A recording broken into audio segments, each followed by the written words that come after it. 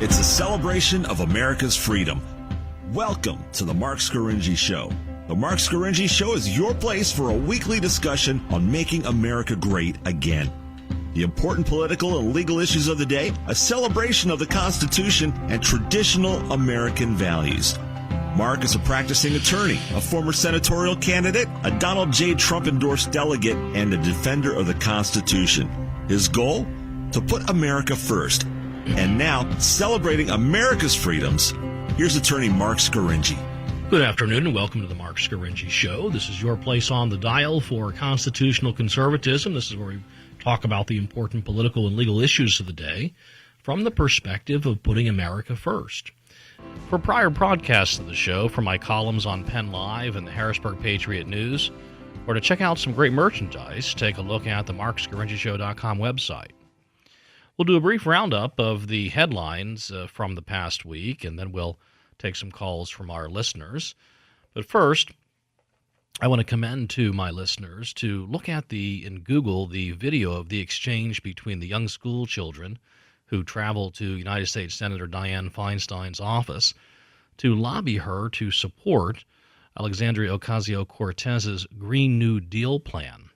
The video reveals the massive arrogance of Senator Dianne Feinstein as she bullies these young children, demeans them, and tells them she won't listen to them because they're too young to vote, and that she's superior to them because she's been elected and re-elected to office for 30 years. It's a fascinating peek into the mind of a United States Senator, the arrogance, the self-importance, or at least the mind of this particular United States Senator, Dianne Feinstein. But the video also reveals how these young school children, I think mainly middle school children, they apparently had the day off because their teachers were on strike, and this left-wing organization called Sunrise that advocates for left-wing environmental policies and is a big advocate for this Green New Deal, organized these children together. Apparently gave them some talking points. They created this very large greeting card that contained their Green New Deal message and how they were imploring Senator Dianne Feinstein to vote yes on the resolution. And the Sunrise organization, there were some adults in the group who had organized this effort. They corralled these children into Senator Dianne Feinstein's office. The senator came out. And it's somewhat amusing, but also a little sad for these kids because they're clearly trained on what to say. I'm not too sure that 10 and 11-year-old children know a whole lot about environmental science, but they were told what to say, and they begin to give their speech about how the world is dying, the earth will end in 12 years. If Feinstein doesn't vote yes in support of the Green New Deal resolution. And the senator just immediately cuts them off and starts correcting them, and it just kind of goes downhill from there. So you'll have to Google that video. I think it's on the front page of Fox News on their website, and it's being covered by many media across the country. But as I was saying, it not only shows the arrogance of Senator Dianne Feinstein, how she just is not going to listen to these young students lecture her about environmentalism, but also it's a little disturbing because it reveals how these young school children are brainwashed by this Sunrise organization, these adults, and I assume the parents of these children must have approved of this effort, of this event that they all went on, that these children were taught to believe the world will come to an end because of climate change, that it will come to an end within the next 12 years. And it's a little disturbing that this is permitted, that adults are permitted to brainwash these young children to believing this nonsense. It's almost like a green cult, and they're all members of this cult, and they all recite the same hackneyed expressions and terms about the end of the world, climate change, if we don't do support the Green New Deal. They're like modern-day members of the Flat Earth Society, and there is really no rationalizing with them, as Senator Dianne Feinstein soon found out. They were not going to listen to what she had to say, which is that she believes there basically is a problem and that she has a different bill designed to address the problem, but they weren't going to have that. They weren't going to allow the senator to explain herself. They were going to demand that she support their bill. And the children are visibly worried as they're lecturing the senator that they're basically all going to die in 12 years unless she votes for this resolution in Congress. And that is scary to me, how these organizations are indoctrinating our children to believe this left-wing hysteria, and how obviously it has a psychological effect, a damaging psychological effect on these children. It's sad, but that's the world we live in. Well, also in the news, we heard from Michael Steele, the former chairman of the Republican National Committee, on MSNBC. He declared Donald Trump the leader of white nationalists. Steele explained that because Trump is a self-described nationalist, he must then be a white nationalist, and that Trump will not condemn the actions of this Coast Guard lieutenant, who is apparently a self-identified white nationalist, this Christopher Paul Hassan, or Hassan. The Steele is saying that Trump won't condemn him because he's one of Trump's people. And Michael Steele, the former chairman of the Republican National Committee, is explaining that white nationalists are Trump's people and Trump won't condemn them.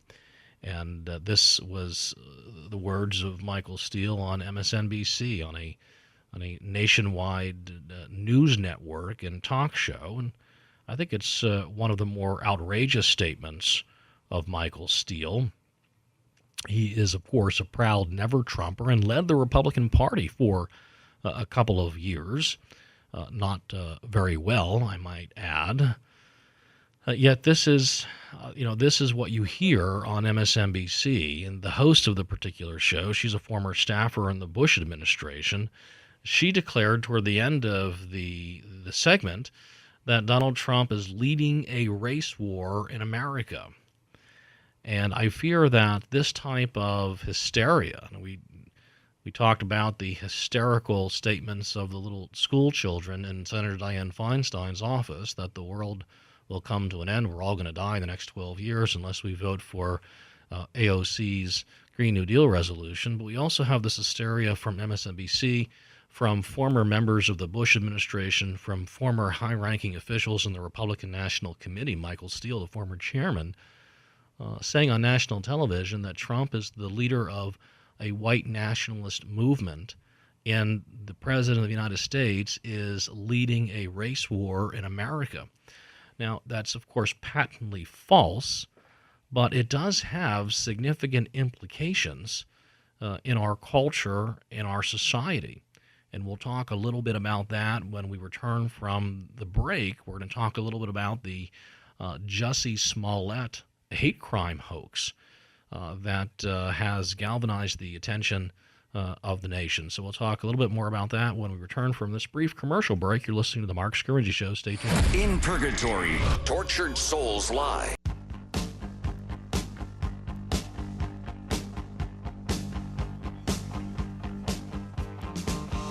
And welcome back to the Marc Scaringi Show. This is your place on the dial for constitutional conservatism. This is where we talk about the important political and legal issues of the day from the perspective of putting America first. And we're talking about the young school children who met with Senator Dianne Feinstein in California to get her to support their Green New Deal plan. The senator was not pleased with the presentation and immediately started arguing with the school children and told the school children that she was their superior, basically, that she's won a lot of elections, that she's been in elective office for 30 years and she knows better. And you have to Google the encounter. It's a little scary, showing the extent that the adults in the organization that got those school children together to visit the senator's office have indoctrinated them in this left-wing hysteria. that's encapsulated in Alexandria Ocasio-Cortez's Green New Deal, but and how these children are afraid that the world will come to an end in 12 years if we don't vote for that resolution. And we also are talking about one of the biggest stories in the past week, the hate crime hoax organized and led by the actor on the television series Empire, Jussie Smollett, and how this perhaps this hate crime is what gives rise to it, what causes a young man, this Jussie Smollett, who seems to have the world at his fingertips, that he's got the world by the string.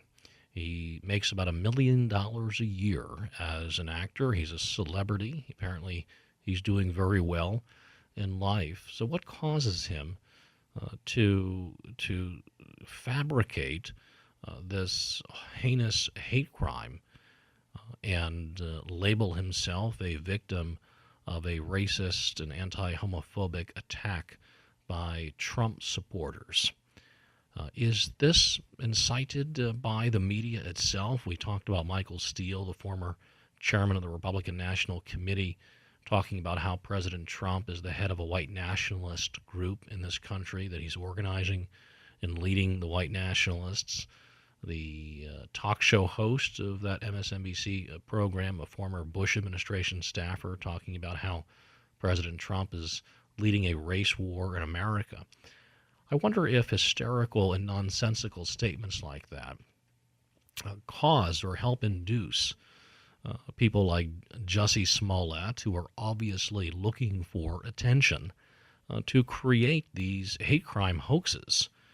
The facts of this case: Smollett apparently paid two African men to assault him early one frigid morning in Chicago, and to yell racial and anti-gay epithets at him during the assault. And then they apparently would leave him there, or left him there with a noose tied around his neck. And Smollett is a famously black and gay actor on the Empire series. I believe it's on HBO. He's an anti-Trumper, of course. He's made several public statements denouncing Trump as anti-black and anti-gay. He's the toast of Hollywood, or at least he was, naturally, for making those statements and for being who he is. But he was apparently upset by his, according to him, meager $1 million a year salary on the television show. So he decided to conjure up this hoax in order to get publicity and sympathy from the American people. And he thought this would raise his public profile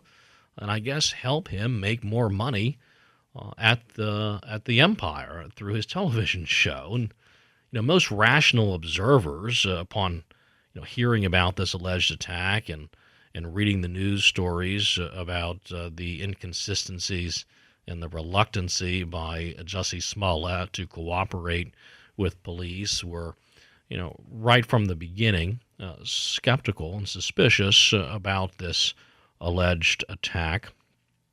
Yet it was early in the morning in Chicago. It was during that polar vortex when you can get frostbite for stepping outside. And Smollett allegedly went to a Subway at 2 in the morning to get a tuna fish sandwich. I mean, who does that anyway? Then his attackers allegedly yelled as they assaulted him, "This is MAGA country." Now, what Trumper has ever yelled, "This is MAGA country"? I've been to several Trump rallies, and I've never heard that particular slogan uttered, yet screamed as some sort of war cry or call to arms. And how about Jussie Smollett's motive? He was upset about $1 million salary. I mean, who among you is upset about your $1 million salary? Is Smollett evidencing white privilege? And he makes, the show is on Fox. Okay, I wonder if I said HBO. The Empire is on Fox. He makes $100,000 an episode. That's 18 episodes, $1.8 million a year. Thank you, JC, for the correction. He makes more than I reported that he made. Who among you is upset at your $1.8 million salary? Are you upset, Jesse, at your $1.8 million salary? I No, I don't think so. He seems pretty content over there and on his side of the studio. Yet, this is, watch him on the interview with ABC News' Robin Roberts. Now, Robin Roberts over at ABC News, she's also a gay rights activist, and so and she's a black female, and she's kind of delicately interviewing Jussie Smollett on this issue. She's an advocate. He's an advocate for the issues that they care about, that they're trying to put front and center. And Robin Roberts asks Smollett, it's a setback in race relations, homophobia, MAGA supporters. The fingers were pointed at them. I cannot think of another case where there's this anger on so many sides, and you can understand why there would be. So there's Robin Roberts kind of crystallizing the Jussie Smollett alleged attack, talking about how that is a setback in race relations, that it's more homophobia, it's more racial attacks and homophobic attacks by MAGA supporters, that the fingers were all pointed at them. Well, whose fingers were pointed at them? The media's were, and Jussie Smollett. But the truth was very different. Jussie, of course, fabricated the entire event, yet the media is using this falsified and fake hate crime to point the fingers once again at MAGA hat-wearing Trump supporters, that they're all racists and they're all homophobic, and they will assault you if, as Jussie Smollett pointed out, if you speak out against the president. So that's the narrative the media was pushing. But ironically, at the same time the interview by Robin Roberts at ABC aired, Smollett was being hauled in to the police station where he was arrested for disorderly conduct and for making false statements to law enforcement, a felony where he could serve up to 3 years in prison for fabricating this entire hoax. So now we have the Smollett effect. Van Jones, the communist who has a talk show on CNN and is a black American, an advocate for black American issues, and a talking head, a former official in the Obama administration who had a short term there in the Obama administration before he was kind of run out. But he is, if you listen to him on CNN, he's concerned that the Smollett hoax will obscure the important point that he claims to be, that hate crimes are on the rise. And so Van Jones and other liberal commentators are worried that the fact that Jussie Smollett fabricated this hate crime, and now the media and the American people are acknowledging that and focused on that is somehow going to obscure the fact that hate crimes are on the rise. That's according to Van Jones and the liberal media. And they're upset. They're upset with Jussie for fabricating this and obscuring the fact that hate crimes are on the rise. And our friends in the liberal media will assume that that alleged fact is true without any examination or analysis. Really? Are hate crimes really on the rise in America? Let's think about that. Compare our country today and the situation between the respective races in America today. Compare that to the 1960s, when there were horrible riots, racial riots in cities across the country, from Harrisburg to York, Pennsylvania, to Pittsburgh, to New York City, Chicago, Los Angeles.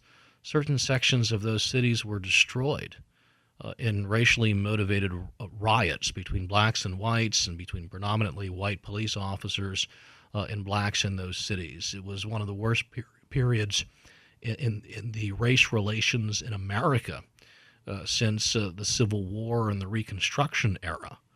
And that was in the 60s. I mean, that was a horrible time. So can you compare today to the 1960s? So I would say, actually, racial strife in America, at least until the liberal media ramped it up with all of these hoaxes, was in much better shape than it had been in the 1960s. But yet, when we have hate crime hoax after hate crime hoax exposed, and it creates it fills the narrative, because as Rush Limbaugh will talk about, the drive-by media, they'll report the hate crime, and they'll move on to the next bit of news that advances their narrative. But then the hate crime dissipates, and it becomes revealed that it's actually a hoax. And what does that mean for our country? It means that you'll get a lot of attention by fabricating a hate crime. Now, will you be punished later when it turns out that it's all made up? We shall see what happens to Jussie Smollett. But for those of us who are very serious and concerned about racial relations in America, and not taking action to incite racial strife, if you believe in that, then you really should want a stern and strict punishment of Jussie Smollett, because he does a disservice to the actual racism that occurs in America when he fabricates and creates these hoaxes, because it takes the attention away from the real racism that exists in our country and that exists in every country around the world. So Jussie Smith is doing a real disservice to those who immediately and instinctively supported him and promoted him before the hoax was revealed for what it was. We'll talk more about the Jussie Smollett incident and the Smollett effect when we return from this brief commercial break. You're listening to The Marc Scaringi Show. Let's get back to The Marc Scaringi Show on News Radio WHP 580. And welcome back to The Marc Scaringi Show, your place on the dial for constitutional conservatism. We're talking about Jussie Smollett, the actor for the Fox series The Empire, who fabricated a hate crime in order to generate more publicity for himself. Apparently, he was one of the suspected motives is that he was upset that he was only making $1.8 million a year and wanted to make more money, and so he wanted to have more celebrity, a higher profile, and more sympathy for the fact that he's a black American and a gay American. So he fabricated this attack by Trump supporters who allegedly assaulted him, claiming this is MAGA country, while they hurled racial and homophobic epithets at the young man. It was quickly unraveled and revealed to be a complete fabrication by Jussie Smollett. Our friends in the liberal media, from Van Jones on CNN and others, are talking about the Smollett effect and how unfortunate it is that he did this, because it obscures the actual rise in hate crimes by whites against blacks. And I'm pointing out I'm not so sure that those are the true facts. And I think that at least before the liberal media got so focused on racism and the races in America, I think that the racial strife in our country has been on a decline. It certainly doesn't compare to the experience of the 1960s, when there were actual race riots in many northern cities, including in New York and in Harrisburg and in New York City, Los Angeles, Chicago, and others, when certain sections of the cities were burned to the ground in racially motivated riots between whites and blacks in the 1960s. I think we're in a much better position in our country than just a few short decades ago. But yet our liberal friends will say that white-on-black race-based crime is on the rise. And I just don't think that's true. I think what is on the rise and what is almost literally not reported by the mainstream media is white on black or white on minority or white on Muslim or white on gay or Trump supporters on all of the above hoaxes. And Jussie Smollett is just the latest example of blacks and minorities fabricating crimes, hoaxes to gain attention for themselves, for their political causes, and to condemn Trump and his supporters. Just a few weeks ago, we witnessed the biggest Trump supporter versus minority crime hoax of the past 2 years. The mainstream media, from CNN to the Washington Post, basically fabricated this story that young Nick Sandman and the Covington Catholic High School boys assaulted the alleged Native American Nathan Phillips because he was Native American. Now, all of that was a lie, and many of those media companies are now being sued for defamation. It was the Native American, Mr. Phillips, who confronted the boys and then lied about it in order to advance his political cause that white Americans should go back to Europe and return this land to the indigenous people, to his people. The media made Phillips out into a hero, and the Covington Catholic school boys into villains because they're white and Catholic and boys, and they wore MAGA hats. I think that's the real problem confronting our country today. I think our liberal talk show friends are getting it backwards. That the real problem are all of these hoaxes designed for political reasons to falsely frame Trump supporters of committing these heinous attacks. Let's open up the phone lines and hear what our listeners think about the Jussie Smollett case and the Smollett effect. Jeff, you're on the Marc Scaringi Show. Yes, how are you? I'm great, Jeff. And what do you think about the Jussie Smollett case? Well, not only did he make a false statement to the police, he filed a false report, got caught doing it, and I just want to read to you one line from page 7, case 1836-93, item F. The civil rights of Brett Kavanaugh, William Henry Cosby, and the President of the United States have been equally violated by paid protesters. That's actually in the case. It was filed 1/9/2019. Which case are you referring to, Jeff? This is in the U.S. Court of Appeals in Philadelphia, case 1836-93, page 7, document 00311-3129503. It says the civil rights of Brett Kavanaugh, William Henry Cosby, and the President of the United States have been equally violated by paid protesters. All right, great point, Jeff. I appreciate that. Thanks for calling. We've got Ron. You're on the Marc Scaringi Show. What do you think about the Jussie Smollett case? Well, Mark, here's what's coming up the most, like level-headed individuals. We have an issue with black on black more than black on white, white on black. These young men are killing each other repeatedly, and it's a lack of parenting, a lack of respect and dignity. The simple fact of respecting life and another person's dignity. The sheriff, the Cook County sheriff, said the best thing ever. You're wasting my time, young man. I have bigger issues to deal with. I just wish he would have put it out exactly what he really meant. And that was the fact that the black on black is just out of control in the city. And here he is chasing down somebody who wants attention like a spoiled brat. Look at me, mommy. It's just embarrassing that we pay tax dollars, all of us in America, and we're worried about illegal immigrants. We're worried about the drug epidemic. But you know what? We need to just make fatherhood great again.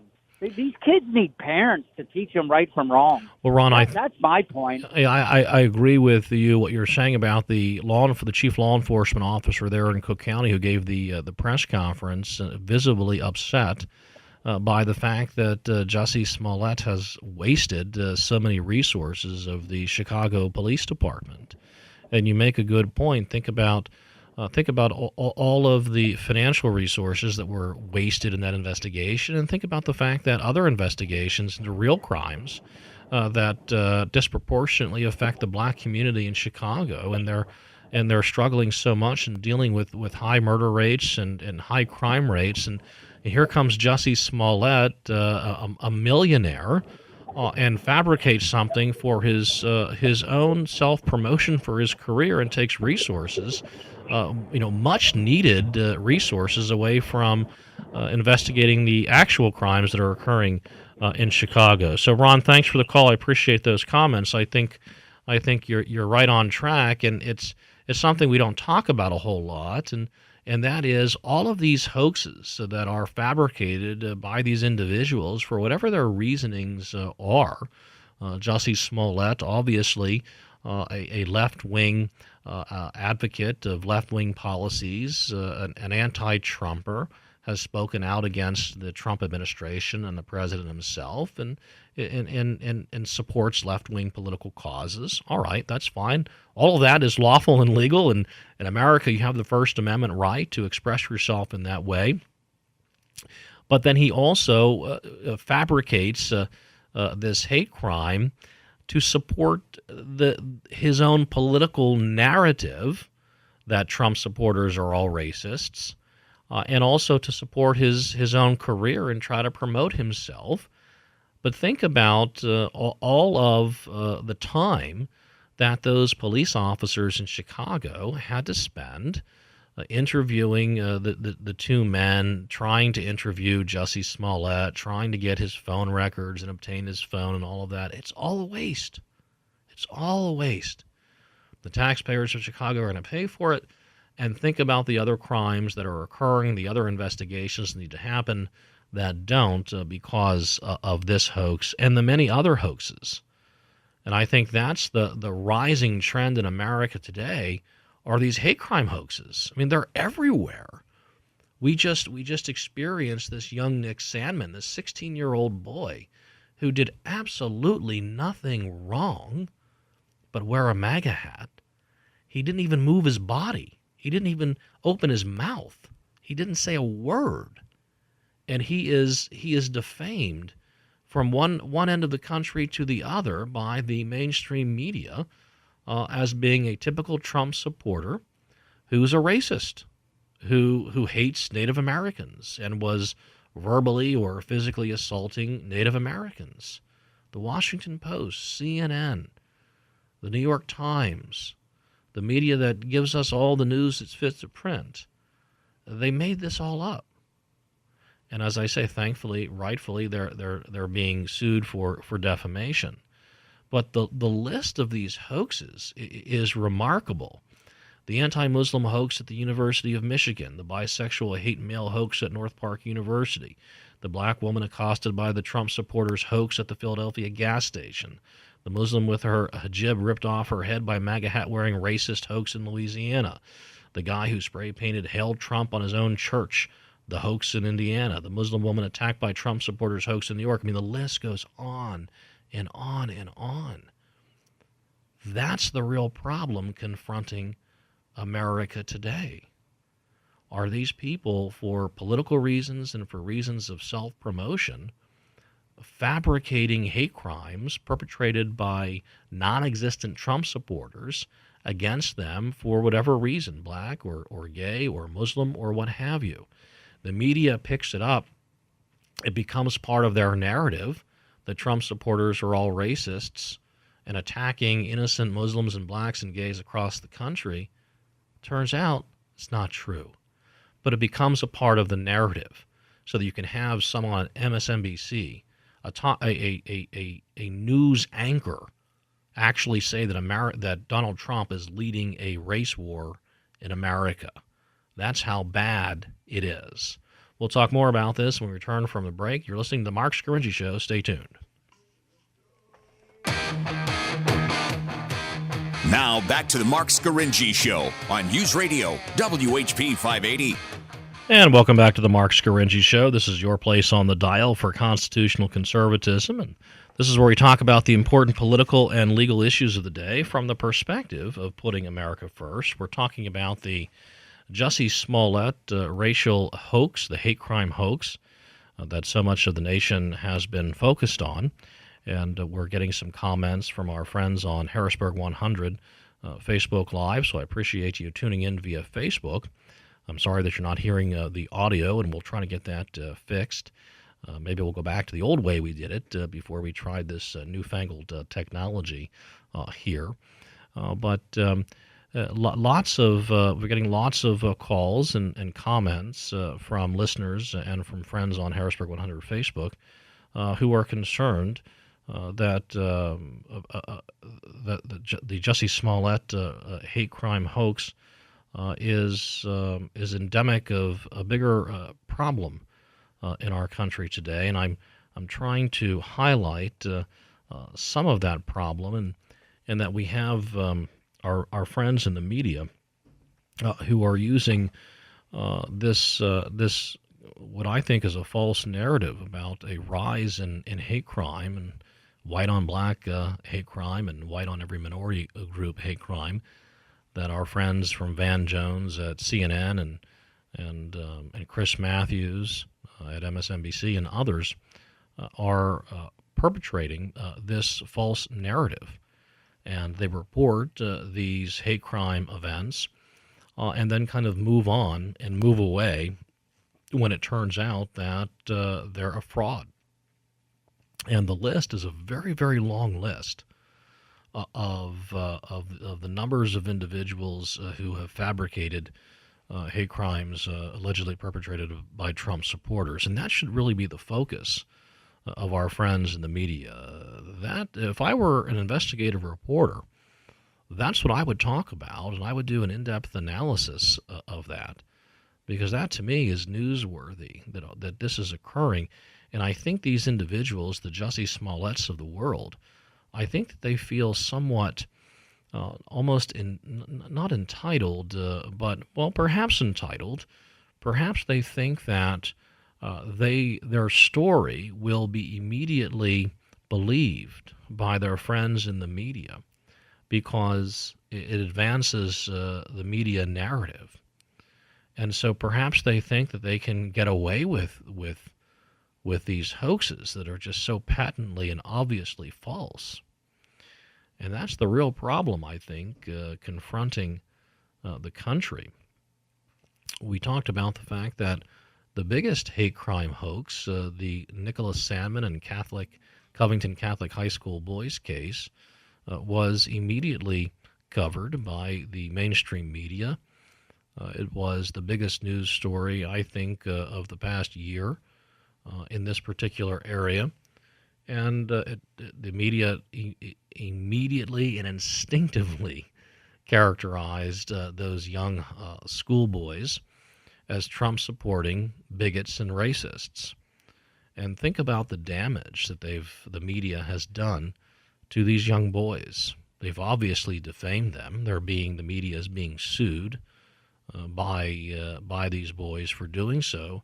But think about for the rest of their lives, these young boys are going to be known by too many of the ill-informed or those who just choose not to believe the truth as Trump-supporting racists and bigots. And that's just such a shame that it's going to follow them for the rest of their lives. And then we have the story, how many conservative activists at American colleges who are just sitting there in their little tables and chairs with their brochures talking about whatever the conservative issue is, being verbally and physically assaulted by left-wing students. It happens almost as a matter of course. And because it doesn't fit, in fact, goes against the narrative of our friends in the liberal media, it's just not reported on. We had a case of a conservative activist at the UC Berkeley campus just a couple of days ago, sitting out with his table, and he's with Turning Point USA, which is a conservative organization for young Americans, trying to get them involved in the political process. And this is what we want our college students to be doing, right? We want them to be politically aware, politically active, debating the political issues of the day, exercising their First Amendment rights, engaging in political discourse. This is what college is supposed to be about. And this gentleman is just passing out his brochures at his little table in the public square of UC Berkeley. And he is assaulted, sucker punched with a right haymaker by an extreme left-wing student. Punched squarely in the face. He's got a black eye. He was on Sean Hannity last night, traumatized, physically assaulted for supporting Donald Trump. Now, why is that not on the front page of the New York Times? Why is that not on the front page of the Washington Post? Why are we not having forums across the country convened to discuss the obvious problem of left-wing activists or just left-wing citizens physically and verbally assaulting Americans who choose to wear MAGA hats or who choose to express themselves politically in a way that aligns with the president's policies? That seems to me to be one of the biggest issues facing America today. But yet it's almost as if it's almost as if it's never happened. It's almost as if the right sucker punch never occurred because it was a punch thrown by the left. There was an official at UC Berkeley who tweeted out on social media how proud this person was of the left-wing student who physically assaulted the young Turning Point Trump supporter. The Antifa, which is, of course, very active in Berkeley, California, they've put out social media condemning snitches because they didn't want anybody to snitch on this left-wing student. And they're threatening the snitches. That's a little Stalin-esque, if you ask me. That's a little scary. But I believe the Fox reported that the individual has been identified, and he should be charged with assault and prosecuted. And I think that's the way forward for our country, is for law enforcement to do its job, to investigate these hate crime hoaxes and to prosecute these individuals, not just for making false reports to law enforcement, for wasting law enforcement resources that are much in need in so many parts of America today, but also for the public policy and political reasons.